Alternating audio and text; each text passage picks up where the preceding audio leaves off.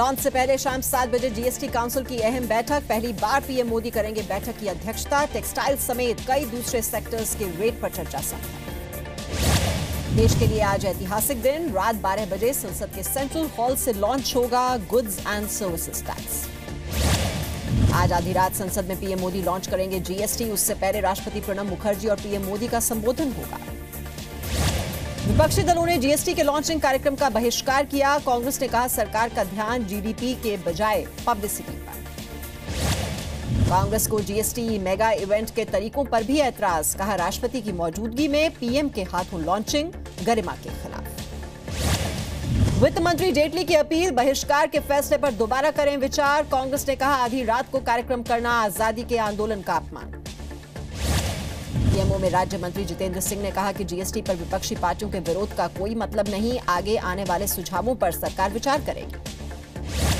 राजस्व सचिव हसमुख अदिया ने कहा अफवाहों पर लोग ध्यान न दें। जीएसटी से ईमानदार करदाताओं को होगा फायदा। जीएसटी के मेगा इवेंट में शामिल नहीं होंगे बिहार के सीएम नीतीश कुमार। बिहार सरकार के मंत्री विजेंद्र प्रसाद हिस्सा लेंगे।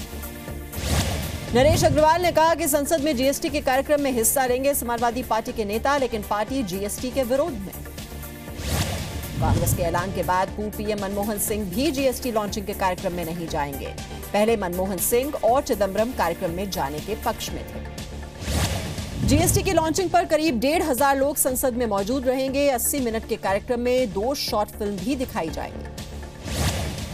जीएसटी की लॉन्चिंग पर कई हस्तियों को भी न्योता। रतन टाटा, लता मंगेशकर, अमिताभ बच्चन भी मौजूद रह सकते हैं। जीएसटी लागू होने के बाद एसी रेस्टोरेंट में खाना सस्ता होगा। 1,000 से ज्यादा की कीमत के कपड़े और पोस्ट पेड मोबाइल बिल महंगे होंगे। जीएसटी लागू होने के बाद बैंकिंग सर्विसेज महंगी हो जाएंगी। इंश्योरेंस का प्रीमियम बढ़ेगा। क्रेडिट कार्ड और बैंक ट्रांजैक्शन पर चार्ज बढ़ेगा। जीएसटी लागू होने के बाद 2 पहिया वाहन महंगे होंगे। 4 मीटर की लंबाई तक की छोटी कारें सस्ती होंगी। फ्लाइट टिकट सस्ते होंगे। जीएसटी के बाद सिनेमा, थिएटर, केबल और डीटीएच सर्विस सस्ते होंगे। जीएसटी में दवाइयों की कीमतें घटेंगी। यूपी के सीतापुर में कपड़ा व्यापारियों ने विरोध में बाजार बंद किया। जीएसटी की दरों पर फिर से विचार करने की मांग। कानपुर में जीएसटी के विरोध में प्रदर्शनकारियों ने ट्रेन रोकी। जीएसटी के मुद्दे पर एमपी और छत्तीसगढ़ में आज परेशानी का दिन। कई शहरों में व्यापारी संगठनों की ओर से आज बंद का ऐलान किया गया। भोपाल में भी जीएसटी के विरोध में उतरे व्यापारी। सजा के प्रावधानों के खिलाफ है नाराजगी। जीएसटी लागू होने के फैसले से इंदौर में लोग खुश। कहा देश आर्थिक रूप से मजबूत होगा। कई टैक्स से छुटकारा मिलेगा। नाथुला के रास्ते कैलाश मानसरोवर की यात्रा रद्द की गई। सिक्किम सीमा पर भारत चीन के बीच बढ़ते तनाव को देखते हुए भारत सरकार का फैसला। विदेश मंत्रालय ने चीन को दिया जवाब। कहा 16 जून को चीनी सैनिकों ने जोलकम इलाके में घुसकर सड़क निर्माण शुरू किया। विदेश मंत्रालय के मुताबिक भारतीय सैनिकों ने चीन के सैनिकों को हटने के लिए कहा। भारत ने मुद्दा कूटनीतिक स्तर पर भी उठाया है। जम्मू कश्मीर के उरी में पाकिस्तान ने फिर युद्ध विराम तोड़ा। फायरिंग में 1 महिला घायल। पुंछ में भी पाकिस्तान ने युद्ध विराम तोड़ा। बालाकोट सेक्टर में भारतीय चौकियों पर मोर्टार दागे। 1 महिला घायल।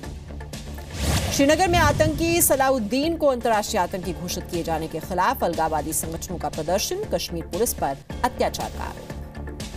कश्मीर में कई अलगाववादी नेता नजरबंद। सईद सलाउद्दीन को अंतर्राष्ट्रीय आतंकी घोषित करने के विरोध में प्रदर्शन के ऐलान के बाद हुई कार्रवाई। अलगाववादियों के प्रदर्शन को देखते हुए श्रीनगर के 5 थाना क्षेत्रों में सुरक्षा कड़ी की गई। लोगों के इकट्ठा होने पर भी रोक है। उधमपुर में भारी बारिश और लैंडस्लाइड की वजह से अमरनाथ यात्रा रोकी गई। यात्रियों का तीसरा जत्था फिलहाल जम्मू में मौजूद। जम्मू श्रीनगर हाईवे पर पहाड़ी का हिस्सा टूटकर गिरा। रामबन में भी लैंडस्लाइड की वजह से रास्ता बंद। वैष्णो देवी में हिमकोटी के पास भूस्खलन। हादसे में 1 श्रद्धालु की मौत, 6 घायल। दिल्ली में जल्द मानसून दे सकता है दस्तक। मौसम विभाग का अनुमान अगले 72 घंटे में आ सकता है मानसून।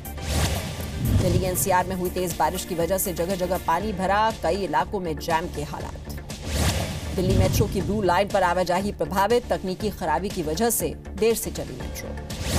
मुंबई में बारिश की वजह से निचले इलाकों में पानी भरा। मौसम विभाग का अगले 48 घंटे भारी बारिश का अलर्ट। गुजरात के गांधीनगर में पीएम मोदी ने टेक्सटाइल इंडिया कार्यक्रम में हिस्सा लेने वालों को धन्यवाद दिया। कहा टेक्सटाइल उद्योग का हमेशा से महत्व रहा है। पीएम मोदी ने एप्पल और जीवन शैली के उत्पादों का घरेलू बाजार 2025 तक 160 अरब डॉलर तक पहुंचने की जताई उम्मीद। अभी लगभग 85 अरब डॉलर है। गुजरात दौरे के दूसरे दिन पीएम मोदी ने 2 वाटर सप्लाई प्रोजेक्ट्स की शुरुआत की। 552 करोड़ रुपए की कीमत से बनेंगे। गुजरात के मोडासा में विपक्षी दलों पर पीएम ने निशाना साधा। कहा, कई दल सिर्फ कागजों पर विकास का दावा करते हैं, लेकिन हमने हकीकत में करके दिखाया है। सीएम योगी आदित्यनाथ ने लखनऊ में 580.31 करोड़ की लागत से बनने वाले 10 सबस्टेशन का लोकार्पण किया। कहा, बिना भेदभाव के सभी जिलों को बिजली मिलेगी। बिजली की हालत सुधारने के लिए सीएम योगी ने लोगों से सहयोग मांगा। कहा, वक्त से बिल भरें, एक मोबाइल बिल से सस्ता होगा बिजली का बिल। यूपी सरकार टूरिस्ट गाइड्स को तैनात करेगी। अयोध्या और मथुरा जाने वाले सैलानियों के लिए पहल। मंत्री नरोत्तम मिश्रा को मध्य प्रदेश हाईकोर्ट से नहीं मिला स्टे। अगली सुनवाई 5 जुलाई को। चुनाव आयोग के फैसले पर रोक लगाने की मांग की। यूपीए की राष्ट्रपति उम्मीदवार मीरा कुमार ने साबरमती आश्रम से शुरू किया प्रचार। जीत का दावा किया। नीतीश कुमार पर जेडीयू प्रवक्ता अजय आलोक का बयान। कहा, अटल बिहारी वाजपेयी के बाद केवल नीतीश ही प्रधानमंत्री पद के लायक। सीबीआई के सामने पेश नहीं हुए कार्ति चिदम्बरम। तैयारी के लिए अतिरिक्त समय मांगा। 27 से 29 जून के बीच पेश होना था। रोज वैली चिटफंड घोटाले में त्रिपुरा की मंत्री विजिता नाथ से सीबीआई की पूछताछ। 1.5 घंटे तक सवाल जवाब हुए। दार्जिलिंग में हिंसा के दौरान लापता हुए 2 पुलिसकर्मी मिले। गंभीर हालत में अस्पताल में भर्ती। पश्चिम बंगाल के दार्जिलिंग में बीती रात 3 जगहों पर उपद्रवियों का हंगामा। रोंगली पुलिस स्टेशन पर हमला। 5 पुलिस वाले घायल। हमले के बाद 2 पुलिस वाले लापता। भीड़ ने पुलिस की गाड़ियां तोड़ी, एक को आग लगाई। हमले के पीछे गोरखा जनमुक्ति मोर्चा के होने का शक। भोपाल में 9000 दंत चिकित्सकों का प्रदर्शन। स्वास्थ्य मंत्री से मिलकर अपनी मांगों के समर्थन में ज्ञापन सौंपा। चंडीगढ़ में कर्ज माफी को लेकर किसानों ने की सीएम से मुलाकात। सरकार पर मांगों की अनदेखी का आरोप। 9 अगस्त को करनाल से आंदोलन का ऐलान। हरियाणा के कुरुक्षेत्र में सरकारी अस्पताल में मरीजों के साथ बड़ी लापरवाही। स्टाफ की जगह मरीजों को सिक्योरिटी गार्ड लगा रहे हैं इंजेक्शन। झारखंड के सबसे बड़े अस्पताल रिम्स में एचआईवी पॉजिटिव महिला का इलाज करने से इंकार। दबाव में एडमिट करने के बावजूद नहीं हो रहा है इलाज। मध्य प्रदेश के दमोह में 13 साल की नाबालिग से रेप। पुलिस में शिकायत के बावजूद भी आरोपी अब तक फरार। मध्य प्रदेश के धार में बाइक चोर की पिटाई। लोगों ने पिटाई के बाद पुलिस के हवाले किया। मध्य प्रदेश के उज्जैन में 2 नाबालिग लड़कों ने केबल ऑपरेटर को गोली मारी। इंदौर के अस्पताल में भर्ती।